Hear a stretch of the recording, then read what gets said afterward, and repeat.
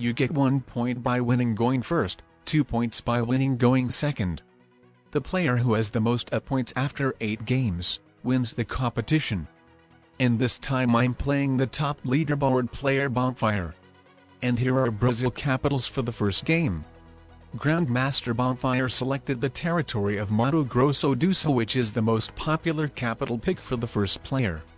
And since there was a blizzard on Parana, which would make the continent of Sul with only one non-capital border to guard from my opponent, I decided to pick the territory of Rio de Janeiro for my capital's placement to counter it.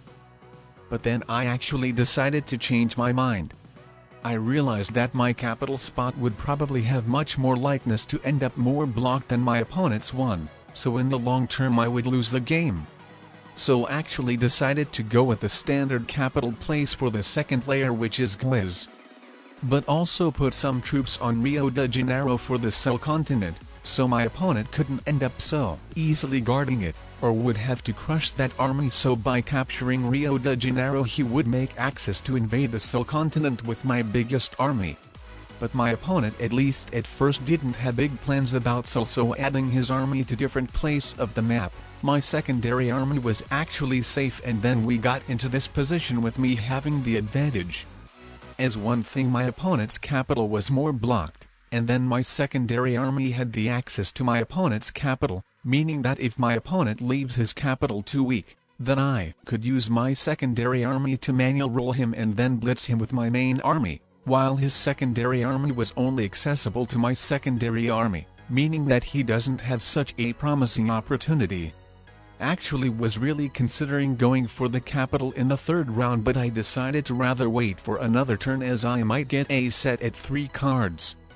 But my opponent actually had a set himself, so he crushed my army trying to properly guard the continent of Sul, so the opportunity to go for his capital was gone for me. But then with me having a set at 3 cards as well, at least I was able to break through the border and even out the situation again, so just with me not having a good opportunity to blitz his capital anymore. My opponent's strategy then was to put his troops on his capital, and with that the game was stalemating, as obviously I didn't want to leave my capital too weak either, and adding my troops to somewhere else wouldn't have been much of a purpose, since I wouldn't have had an easy continent to hold. But then actually with the time I decided to pay some attention on guarding the Nordeste continent. It didn't work out immediately, but then after some turns my opponent actually failed to invade it, and at the same time he didn't get a card since not capturing any territory.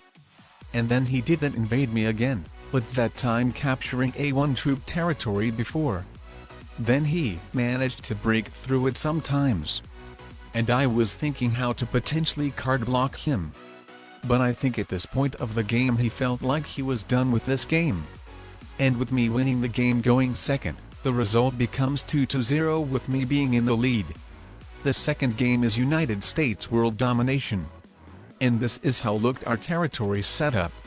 I knew that with my opponent adding his army in Georgia he would end up blocked, so I didn't care about that territory. But saw that Kansas could be potentially a very good spot, and if my opponent added his army there with me not adding my army next to that territory, then it wouldn't have looked that much promising for me. So I decided to go for it. Though if my opponent added his army on one of these territories, then I knew it might have gone wrong. But I mean, I had to make the choice. There wasn't one territory which would have covered all of the most important opponent's territories, so I prioritized the spot which would be connecting the most of them. And actually I predicted my opponent getting the attacker's advantage of 3 troops. And then taking those territories I ended up capturing these continents, trying to properly guard the Pacific coast. My opponent failed to invade it, and with that the game was won for me. My opponent surrenders, and with that the result becomes 3-0 with me being in the lead. For the third game we played Supermax Prison World Domination. And this is how our territory setup looked like. I decided to go for the 2 continents, though for the most obvious ones with this setup. And I expected my opponent to place his troops into 2 different armies, as that's probably the most common counterattack strategy, so this is why I didn't split my troops equally, putting quite more troops in one of the continents, so at least I would end up holding that one, But what I realized that with my opponent receiving at least 8 troops in his turn, if with me not blitzing his army next to my bottom left continent, then he could get either a good blitz roll or manual rolls to invade me into that continent, and with that the game could be lost for me. So because of that I decided to rather crush his army to potentially get a good attacker's advantage, which unfortunately was only of 1 troop this time, but at least I've got to capture 4 more territories to decrease my opponent's territorial troop bonus for a little bit. My opponent got the attacker's advantage of 2 troops there, and 1 troop here. And with him doing that 1 die manual roll which was immediately successful, he actually ended up taking that continent from me. And there was a chance for me to fail to break through it. But luckily it went well. My opponent recaptured it for me to invade again. And then I guess here should have done 1 die roll like my opponent previously did, but I didn't. And my opponent actually got the 2 troops advantage, crushing these 3 troops. Then at 3 cards he actually had a set and ended up capturing another continent, having a decent army to guard it, meaning that if I do not have a set at 4 cards, then the situation could potentially flip around. But I had the set at 4 cards, and after me capturing these both continents but my opponent only breaking through 1, the game was over for my opponent. After 3 games the result becomes 4-0 with me taking a very good lead. For the 4th game we played Simple World Capitals. My opponent as his first pick selected Canada, so for it to potentially be a good capital spot for 1 border North America and at the same time to force me pick United States, so unless I would have wanted to let him immediately get 3 troops bonus. My opponent then picked mainland Europe, which was actually supposed to be my counter-attack play with a long of doing the troop split on China after capturing South America, Africa and Australia. But actually that wouldn't have worked out if with my opponent picking Russia and placing his capital there. So actually the good thing that Russia was left for me. I realized that it might be my best play. And this is how our territory selection looked like at the end. I was only cut off from 1 territory, so I put another half of my troops next to that territory. As for my plan to work, it was needed to wipe out my opponent from the rest of the world, making him trapped in North America. And my opponent obviously realized that as well. So this is why he made that troop split, and then started manual roll my army.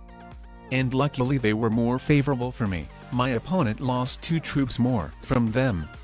And then you know what was going to happen. I needed to wipe out my opponent from the rest of the world. I ended up with 13 troops on my capital army, which wasn't too safe, and my opponent had 69% to successfully blitz it, but the question was mostly in how many of the troops he will have left after doing it. And luckily for me the blitz roll for him was terrible, and that led me winning the game in the 2nd round before even 3 rounds being passed. The result after this game becomes 6-0. For the 5th game we played Nan Madol Capitals. And my opponent for the first territory pick, which would very likely be his capital place, decided to pick the territory of sorcerers, and this is what I would have picked myself if he hadn't, so that was well played by him. And myself, I decided to go with the territory of Hull, so to prevent him from getting that continent, having only 1 non-capital border to guard. And eventually might even shrink the borders. And this is how our setup looked at the end.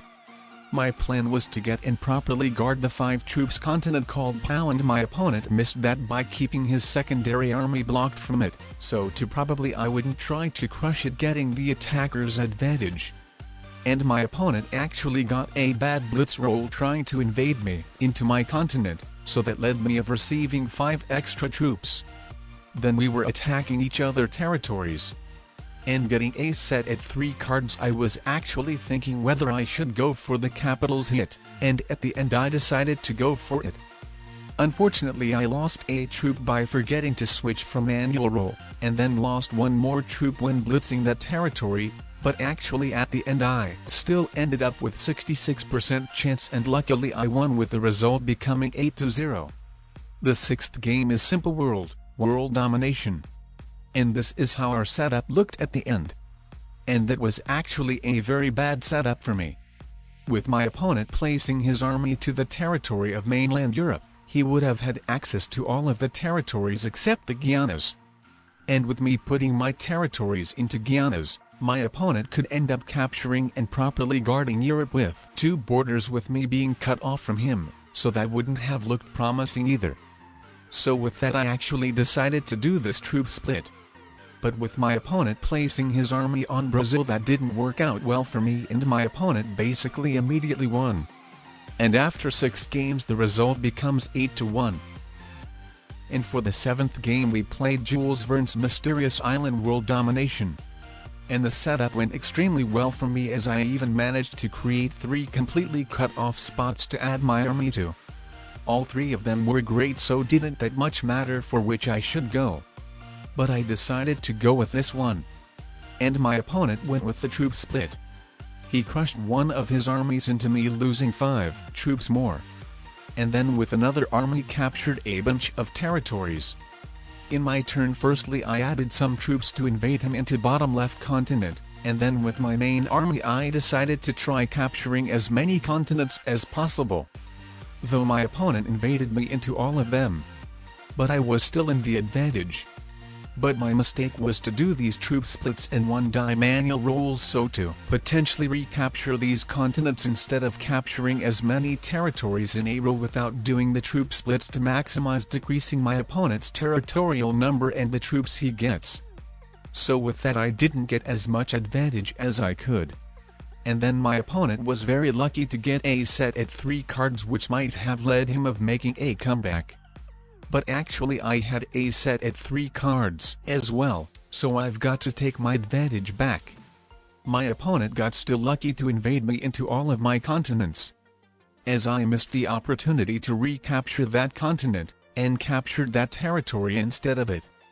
But then with me recapturing another combo, he failed to break through one of them. But surprise surprise, he got lucky to have a set at 3 cards twice in a row, while I didn't. But even with that he brought me to only 19 territories, so I was still sustaining my advantage despite not having a set at 3.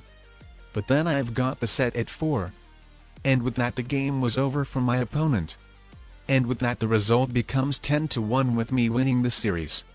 My opponent had to go, so we didn't play the 8th game, but it wouldn't have been impactful towards deciding the winner anyway.